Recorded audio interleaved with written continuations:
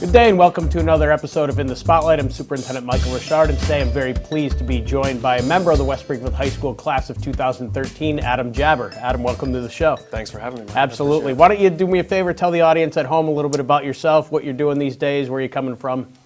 So my name's Adam Jabber, and I host, first of all, I host a podcast called the Out of Bounds Podcast, which covers ski, bike, and outdoor-related talk, basically.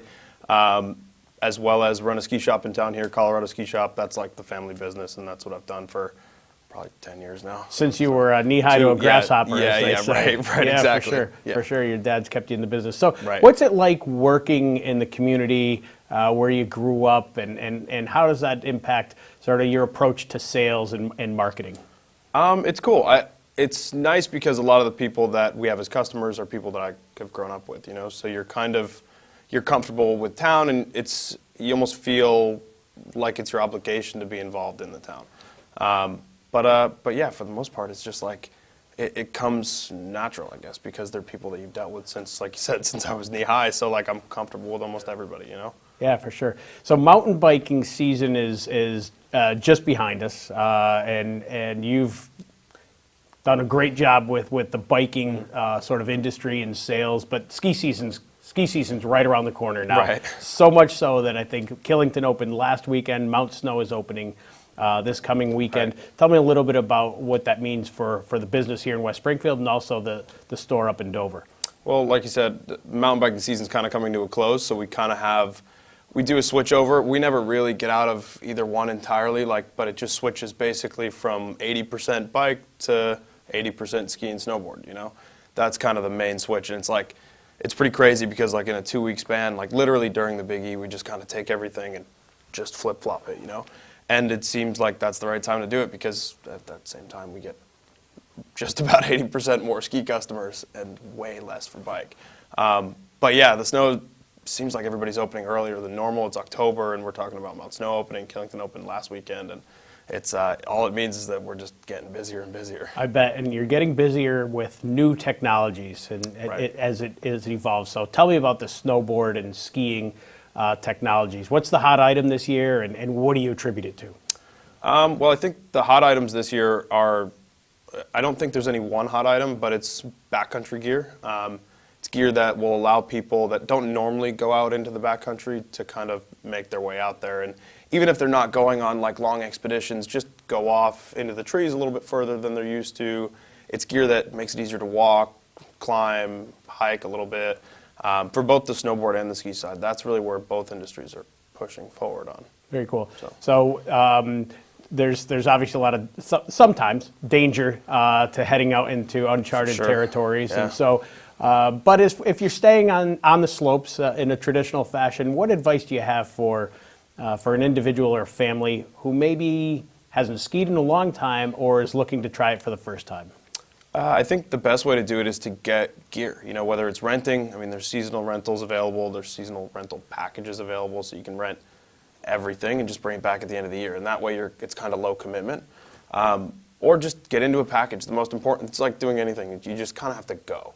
You're not going to be good, or you're not going to want to go more until you actually start getting comfortable on the hill. So For sure. That's the main thing. And lessons are key. Lessons are key. For sure. And definitely don't have a family member, a spouse, or anybody like that teach you. It's much better if you have somebody that knows what they're doing. And it's much less stressful for both of you guys. Absolutely, for sure. Yeah. Absolutely. Get a trained professional to Exactly. help you out. So I know you're not a meteorologist, Adam, but what are you predicting for the weather for this coming winter, and should families get really excited about the opportunity for a lot of snow? And I'm asking selfishly because I need to know how many snow days do I have to plan on calling? Right. I think it's going to be a good snow year. I think if you read all of these different articles, there's Farmer's Almanac, there's all kinds of weather reports that come out early season. It's they're pretty conflicting. At this point, some will say, okay, we're getting a heavy winter, and some will say, we're going to get a mild winter. I think it's going to be a good winter. Whenever it starts off cold like this, I feel like it's going to be a good. I feel like there's going to be a lot of snow, but who knows? Like you said, I'm not a meteorologist, and I don't even think they know at this point. I just think it's too early. We're just going to have to see what we get. It's a pure guessing game. Exactly. I'm hoping for the most, but we'll see. So I know that you're leveraging social media personally and professionally. Tell me a little bit about the podcast and talk about how you use, between the podcast and other outlets, Twitter and Facebook, how you're using that as a business to promote sales.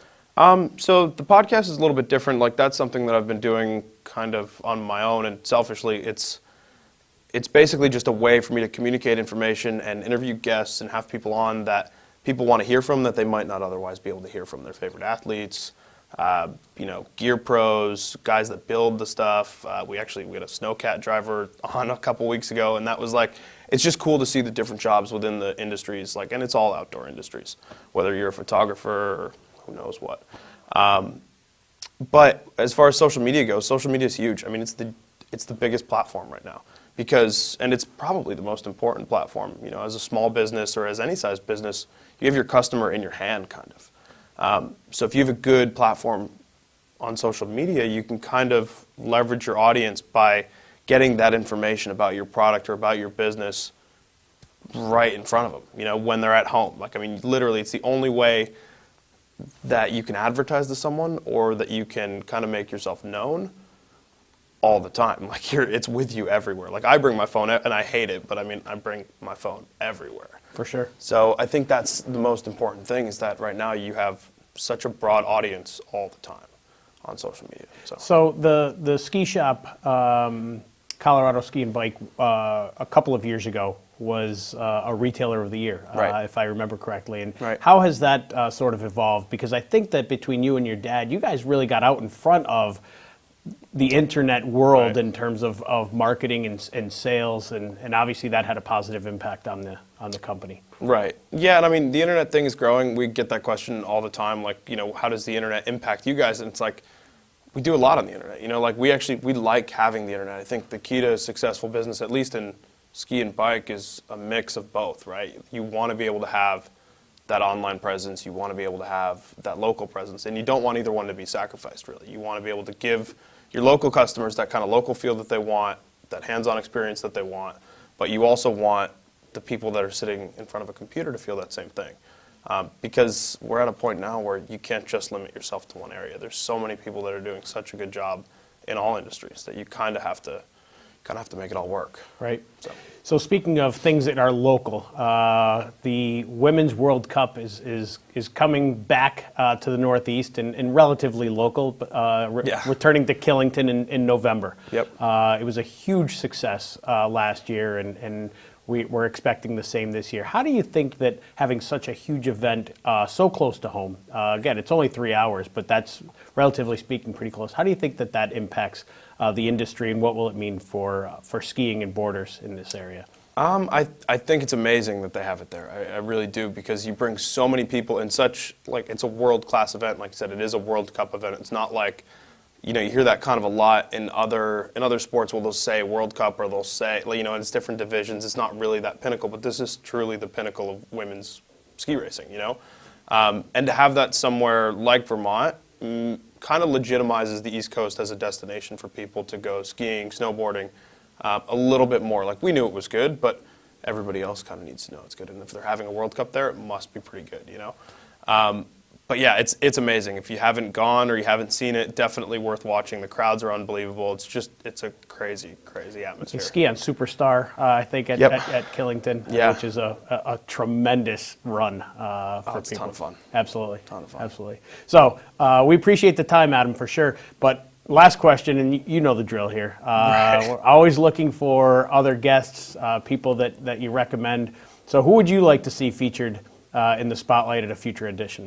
You guys have had Will Reicheld on already? He has not been on yet. No, the mayor has not had a chance, but he's in the queue for sure. Okay, so I'd like to see Chris Reichelt come on, his brother, but we'll see if he actually will go ahead and do it. But yeah, that's my pick for sure. It was my pick last time. I'm sticking with it. It's definitely Chris Reichelt. I'd like to see him get on here. He's got an interesting take on everything. Sure. And it'd probably be good to see him come on after his brother. But well, the good news is when we've laid the gauntlet down for people to join the show, they've agreed to do that. So we look forward to having Will and Chris Reichelt on a future episode. Adam, thanks so much. It's been my pleasure to be joined by Adam Jabber, class of 2013, West Springfield High School, and we'll look forward to seeing you in a future edition of In the Spotlight. Have a great day.